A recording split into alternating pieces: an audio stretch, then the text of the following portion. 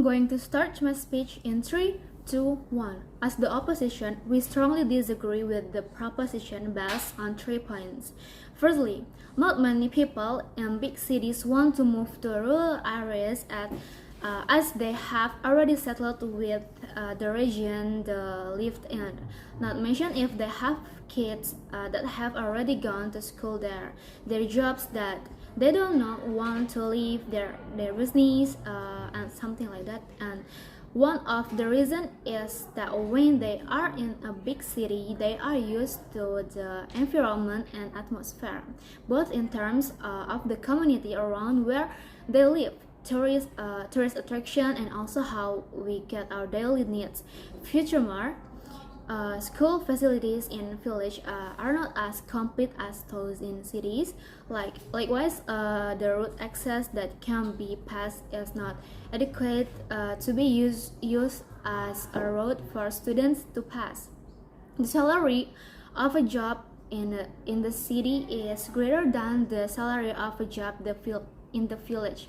Companies in village will not want to pay workers from cities because of the high wages. There is also the possibility that people in villages do not want to accept workers from the city due to cultural differences, which can trigger conflict and different views. To reach workplaces and the facilities in the village are also not as complete as in the cities. This makes it difficult for workers to go to their workplace, and a business that has been run to the city will be very different, and it will also be difficult to move it to the village. If someone already has a permanent place of business in the city, and it will be very difficult to rebuild their business place in the village, as well as customers who are already in the city. Later, if the business is moved to the village, that person will have to attract new customers. Apart from that, the villagers are not consumptive of the goods they sell, so they prefer to make their own rather than buying them. Religious difference can also affect daily life. This influence could be in the form of difficulty finding a place of worship, perhaps because the place of worship far from where the person lives. For example, Catholics who move to Aceh because Aceh is predominantly Muslim, and it will be difficult for Catholics to access worship there. And secondly, rather than giving large intensity to urban communities, I prefer the government to donate money to rural areas so that they can develop infrastructure and human resources, so that they can equalize the income of big cities.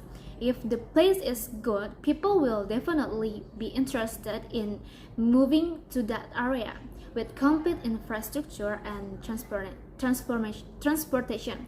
For example, education. Most village people choose to get education in the city because the scope of education in village is smaller than in the city due to inadequate infrastructure in rural areas. So instead of incentives, I will be better if the government invested budget funds to develop village infrastructure according to the characteristic of each region. Well, if the area develops according to expectation, the infrastructure develops, then the area can equalize its income with the city area. For example, if an area has advantages in farming, it is better for the government to invest money in farming activities there, as well as the tourism aspect in the area. The government can develop infrastructure so that areas have the potential to increase regional income. With the existence of infrastructure in this aspect, tourists will be increasingly interested in visiting facilities. Increase infrastructure increase, then the area can also increase tourism rates. Moreover, leveraging the untapped potential of rural tourism can unlock the plethora of economic opportunities. Investing in ecotourism, innovative heritage conservation, and hospitality infrastructure can turn rural areas into sought-after destinations, attracting visitors and generating revenue streams for local business. This not only preserves cultural heritage but also creates jobs in hospitality, transportation, and handicraft, thereby catalyzing inclusive growth. And furthermore, enhancing educational facilities in rural areas is critical for nurturing human capital and unlocking by the full potential of the workforce. By investing in schools, vocational training centers, and digital infrastructure, the government can ensure that rural youth have access to quality education and skill development opportunities, empowering them to contribute meaningfully to the economy and break the cycle of poverty. Also, by doing these things, rural areas can become just as good as cities, with lots of opportunities for everyone who lives there. And thirdly, or lastly, by giving urban citizens incentives to move to rural areas, we might unintentionally harm the environment. This is because building new houses and infrastructure in rural areas often involves clearing natural green spaces and forests. Instead of preserving the natural beauty of the countryside, this could result in the creation of conserved jungles with trees and generally replaced by buildings and roads.